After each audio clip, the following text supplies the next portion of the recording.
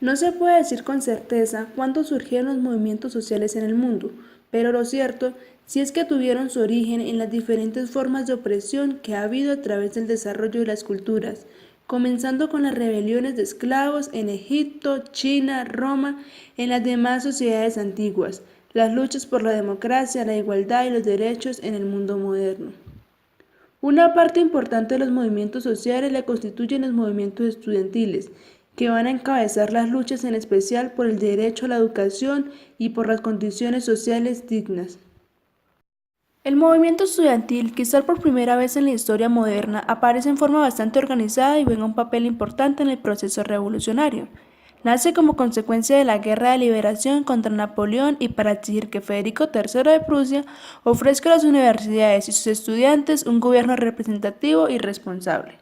Los primeros movimientos estudiantiles se inician en Europa y en general se pueden dividir, según sea su causa, en dos: aquellos que inspiran en la mejoría de las condiciones del estudiantado en general y que se legitiman en aquellas que son la futura generación intelectual de la sociedad en que inculcaban, y los que son una respuesta a las condiciones de injusticia social que prevalecen al momento de darse el hecho, justificándose como un acto de justicia idealista.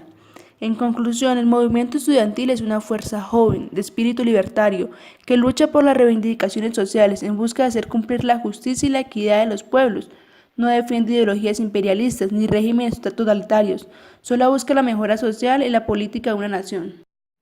Las reacciones frente a las huelgas estudiantiles varían desde la aceptación de muchos estudiantes, que incluso han obligado a las autoridades a crear ministerios y secretarías, o se ha reformado el sistema de participación del Estado en la industria o la economía conforme a las propuestas de los estudiantes.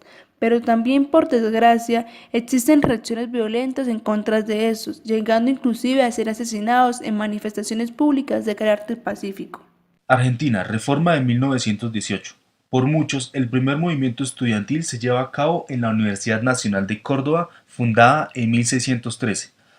Para comienzos del siglo XX, esta universidad estaba detenida en el tiempo gracias al apego religioso y conservador que rechazaba la modernidad y los nuevos conocimientos científicos.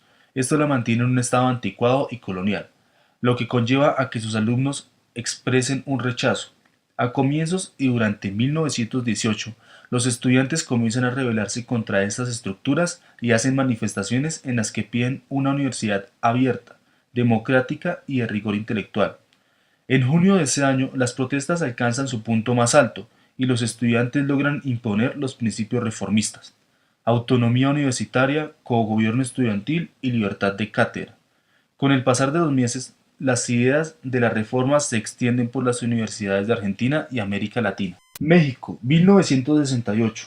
Durante el gobierno del presidente Gustavo Díaz Ordaz se realizaron una serie de marchas y protestas en contra del autoritarismo. Pedían que se respetara la autonomía universitaria y exigían la libertad de los presos políticos. A los estudiantes de la Universidad Nacional Autónoma de México se unieron los del Instituto Politécnico Nacional y todos los centros educativos de la Ciudad de México. A mediados de septiembre del mismo año, este movimiento estudiantil empezó a sufrir una gran represión, con la entrada de las entidades represoras a las ciudadelas universitarias. Para este tiempo se calcula que habían 12 muertos y más de 100 detenidos o desaparecidos. El 2 de octubre se convoca una reunión en la Plaza de Tres Culturas en Tetoloco. El movimiento estaba un poco debilitado, con varios de los líderes encarcelados. Apenas comenzada la manifestación, un helicóptero lanza dos bengalas. Con esta señal, los militares ubicados sobre los edificios abren fuego contra los estudiantes manifestantes.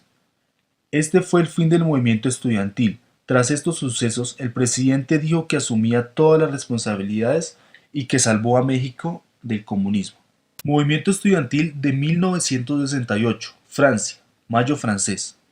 El Mayo francés comienza más exactamente en marzo de 1968, en la Universidad de Nanterre, donde los estudiantes de la Facultad de Humanidades comienzan a protestar por varios motivos, como la capacidad de tener actividad política. La idea fue comenzar una protesta estudiantil el día 3 de mayo. A este plan se unen los obreros. Gracias a esta unión, la movilización se vuelve bastante numerosa. Gracias a este movimiento estudiantil se marca la salida del entonces presidente Charles de Gaulle. Movimientos estudiantiles en Chile. Durante la segunda mitad de los años 60, las 8 universidades que componían el sistema universitario chileno experimentaron un profundo y extenso cambio conocido como reforma universitaria.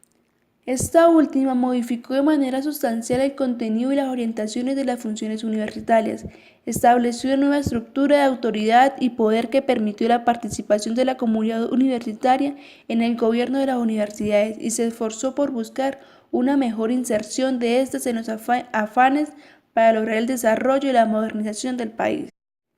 Entre 1967 y 1968, todas las universidades se encontraban inmersas en el proceso de la reforma universitaria.